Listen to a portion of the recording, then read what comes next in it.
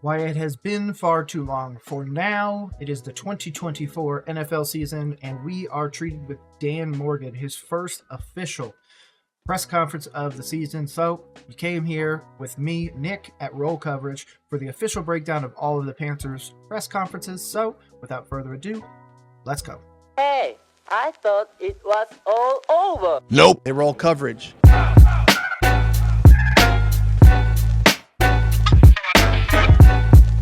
How's everybody doing? Welcome back. Excited about the season to start. The players just took their conditioning test. Everybody looked in great shape, like they worked their butts off all off season, like we expected. We're just excited to get the season going. I feel like we did a lot of good things in the off season through free agency, through the draft, and we're ready to get going now, so I'll open it up to questions. Okay, so obviously you're here for the breakdown, you're here for all that other stuff, but this is Dan Morgan's really first time as the general manager. Obviously, we had some mandatories and some mini camps before this, but this is really, I'm calling his first official press conference. The season is literally right around the corner, and I am so excited. Dan Morgan is really betting on this draft class. We obviously moved some picks into the 2025 season with some trades as well. The jettisoning of Brian Burns, the signing of Jadeveon Clowney. There's some interesting things that have changed around. And of course, I'm missing guys like Josie Jewell. I'm missing guys like Dawood Davis, who had a thigh injury previously. Hopefully he has a speedy recovery. But Dan Morgan is really, really betting on the offense this year. Defense, I think, like I've said previously, is going to take a step backward. But at the same time, I feel like the defense next year could take a massive step forwards. So I think we're still 2 years away from this really all kind of coming together. So I'm still in the 4 to 5 win bracket. But again, I could see us winning some close games and that number getting up to 8 and us winning the division. But we're going to obviously be hoping on a lot of failures by the Falcons, Bucks, and Saints. But this guy right here is hopefully building us for the future. So I'm super excited to hear about how he's going to answer these questions, not only for this year, but if they're already kind of thinking about next year, because that'll be pretty telling on their thoughts on winning it now. Dan, you put 2 pass rushers on top. The room already seemed kind of like to begin with. Yeah. What's the plan for adding to that depth, and how do you feel about that group? Yeah, I feel good about the group. I feel like, we signed some guys in free agency. DJ, he's getting back healthy. He's doing everything he can from a rehab standpoint to get back. He's working his butt off, so really proud of him and his progression, where he's at right now. But yeah, to your question, we're going to look to try to add depth at every position. Like I said before, outside linebackers no different. We're just going to try to add as many pieces as we can and create as much competition as we can, and we'll just kind of handle it that way. Can you clarify? Yeah, that is going to be one of my biggest concerns moving forwards. Is number one is the pass rush. Number two is the secondary. I feel like once people realize that they can stand back and pass, they're really going to start hammering our secondary. So that's why I'm expecting our defense to be in the bottom 5. Maybe I'll give it the bottom 7. It's 25 or less. I'll take that. Obviously, that's not what I want. I want us to be top 5. But I think that the offense will be top 15 offense in the league, hopefully. We're hopefully going to have a top 7 offensive line. Defense is really where all that stuff unravels. I expect all of those things outside of Derek Brown to basically be rated as one of the league's worst. So we really need to see it on the field. Did he have a setback with DJ with the quad, and how much did you guys know about that free agency? He had some things going on that I really don't want to get into here, but nothing that really set him back that much. We feel good about where he's at right now. DJ's working his butt off again, so we expect him to progress, and then we'll see where he is at the end of training camp. Dan, as you well know, it's been a 6-year playoff drought. Do you feel like you guys have done enough to become a playoff team? I'm not going to put any expectations on anything right now. What I do know is that there's a lot of work ahead of us, not only from a personnel standpoint, but the players. The players know that they got to put the work in out there. We have a lot of new players that got to gel together out there and become a team. So in terms of playoffs, we'll reach that, when we're ready. But I think right now we're focused on today, tomorrow, and just trying to get better as a team and as an organization. That right there, we're not really worried about it now. We're building. Guys need to, show up. Everything that I've been saying this offseason. I can't give a concrete, like, where is this team at until I see the first game. The minute I see the first game, we get out of that with a win, hopefully, then I'll know kind of where we're at. But if we go out there with a top line and Bryce still can't get it done, we're in trouble. Now, of course, that's not where I think the issue is going to be. Again, I think the issue will be with the defense. I do think Bryce will be able to take that measurable step forwards.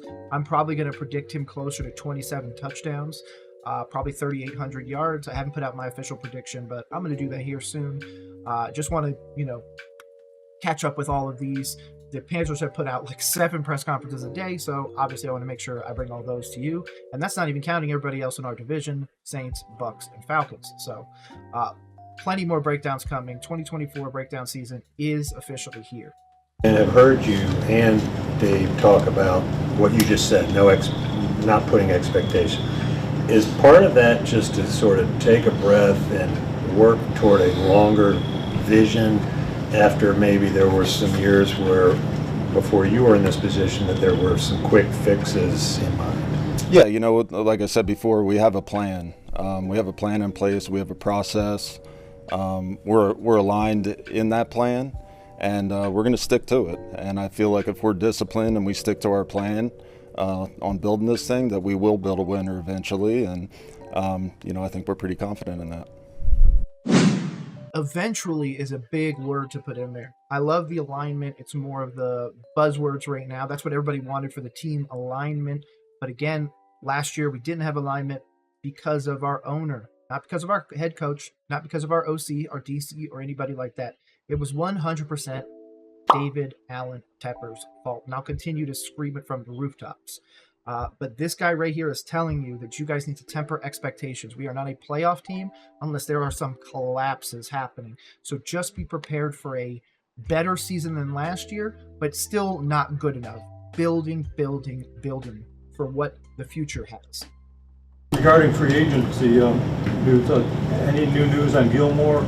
And second part, have you reached out to Connor Williams' camp?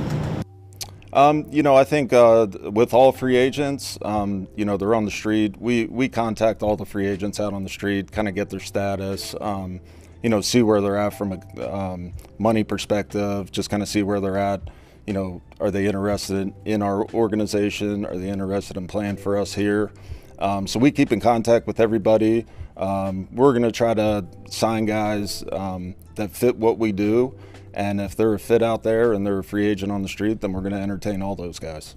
Dan, you've said a little bit about this before, but I wonder if you could address it again about Bryce. Just when you're talking about long-term sustainable future, how committed are you that he is that quarterback that you're going to build this future around? Yeah, I love Bryce. Obviously I thought very highly of him when we drafted him.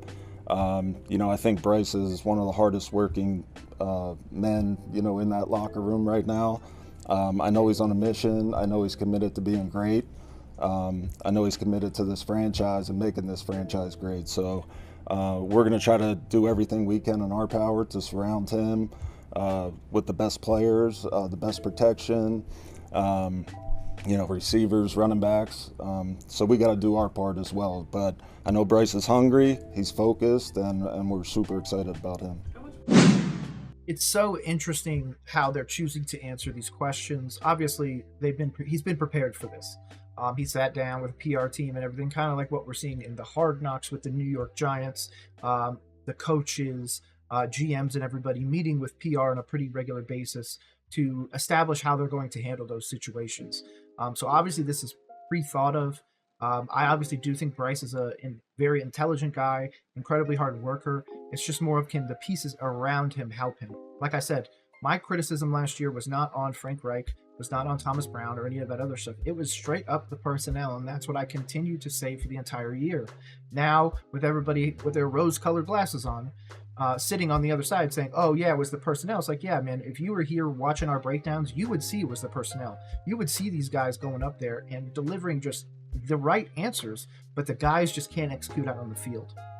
That's the problem that we had last year. So hopefully with guys like Robert Hunt, Xavier, Brooks, Sanders, and of course Jewel on the other side, we have so many opportunities to really right the ship.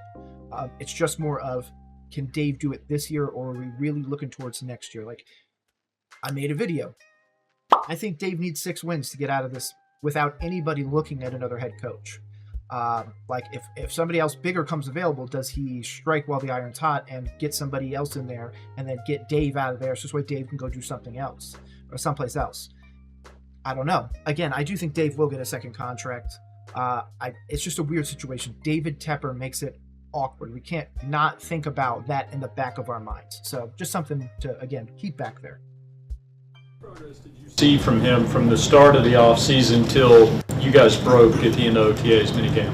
Yeah, I think every day, working under Coach Canales, he got better and better with what Coach Canales wanted him to do. Whether it's footwork, whether it's timing, just all the little details, he's very coachable. So, I think him working under Dave, I think it's a really good match. Remember this real quick. Last season, the big thing before Frank Reich got fired was they were still working on footwork, and he had to make sure that Bryce was absorbing the playbook. So I like that Dave is getting these things out of the way, but I do feel like this is playing to last year's criticism of the team and of ownership. Not addressing kind of what needs to happen, which is Bryce just needs to get better melded with that wide receiver core and really know the scheme like the back of his hand, like Dave has said that he consistently wants these guys to do. Is there a timeline on Wano and Brooks? No, we don't have a timeline on that right now. We're going to take it day by day. Again, they're both working their butts off. I see them in the weight room, in the training room every single day. They're working hard to get better. They're working hard to, just become those players that, we drafted and we signed in free agency. Yeah, the Brooks pick, it will make sense if he comes back healthier, but nobody ever really comes back healthier off of an ACL. What the Canales and Panthers were kind of hoping for is that his age, only being 20, will aid in the healing and he'll be able to get back to close to, if not the same that he was pre-ACL injury. So obviously there's a little bit of hesitation there. And now we have a little bit of a cluster injury in the pass rushing room. So that's something we really need to watch out for. And say that they would be ready for week 1? I don't know that yet. I think it's too early. Again, we'll play it day by day. Standpoint, I know this is obviously your first offseason as the GM, but from a front office mentality, are you a guy that likes to churn the roster weekly with guys that you tried out, improve where you can, or are you somebody who believes in like the cohesion of having that roster throughout the summer and then making those adjustments? I think you should always try to make your roster better. So, I think the back end of the roster, I think, you'll see us bring guys in, work guys out. Just always trying to continually improve the roster. I think we will be pretty active, with workouts, and you'll probably see that on the waiver wire.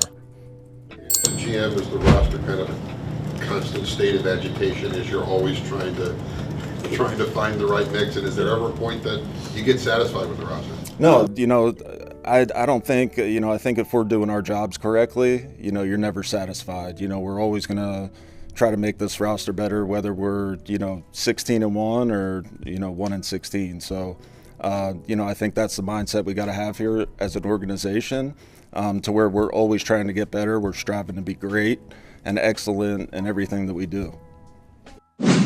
I like that answer. Nothing hard right there. We do need to constantly improve the roster. I do feel like Jalen Coker will make the roster.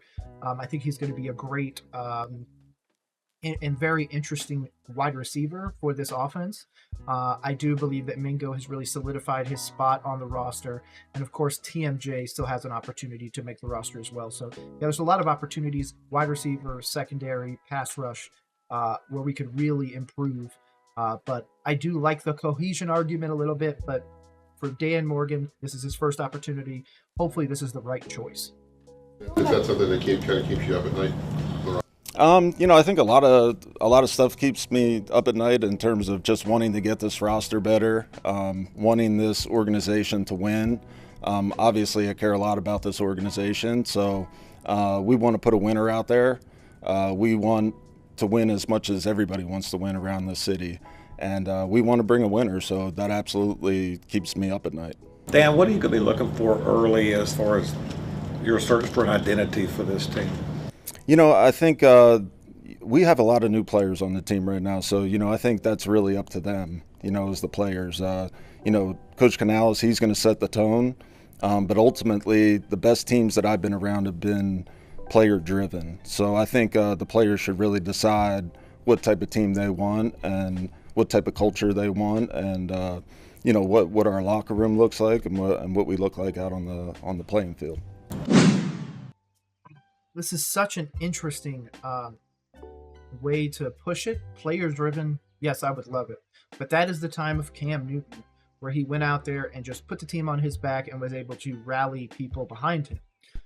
Bryce, from what we've heard, is a very non-vocal leader. He can be vocal, but not in the same way that might motivate everybody. Some guys, you know, we've seen famous Hard Knocks videos of dudes getting popped in the mouth, needing to bleed to get motivated, and so much more. So I'm just hoping that Bryce's methodology is able to translate to his teammates, because he does come from a very intelligent background, very focused on mental health, but some people might not be as receptive to that as others might be. So it's going to be a very interesting culture. I do think it'll be a run-first culture, but we'll see. And going back to Bryce, just based on your own history around the game, what sort of jump can a quarterback make from his first training camp to his second? And have you seen some of those markers maybe already in Bryce? Yeah, you know, I think, you know, I was in Buffalo with Josh Allen. I was in Seattle with Russell Wilson. You know, I think you saw the progression of those guys getting better, not only every game, but every year. So, you know, Bryce again is a hard worker, just like Russell was, just like Josh is. You know, so hopefully we see that progression. I wouldn't doubt it at all. I believe in Bryce. I think he has all the tools to be a great quarterback in this league.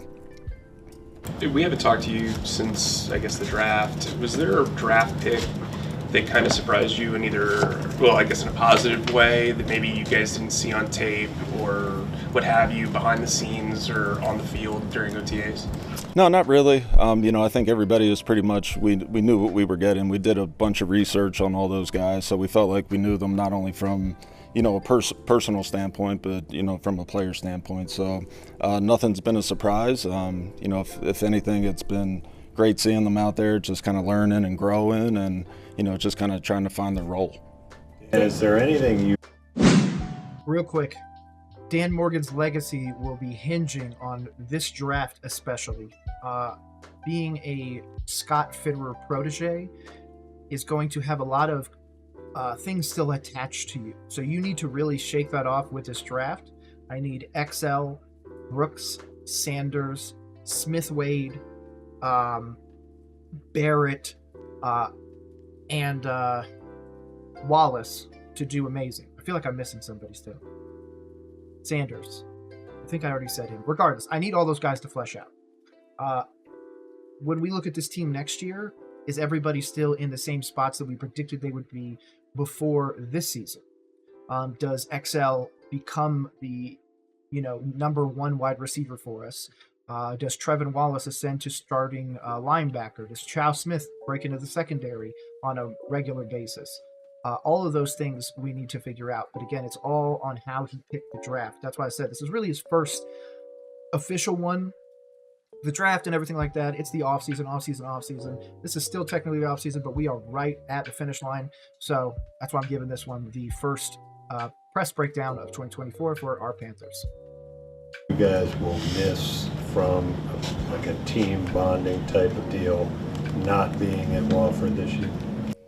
You know, I think, you know, being here in Charlotte, you know, first and foremost, we're excited to be here. You know, I think it's great for the city.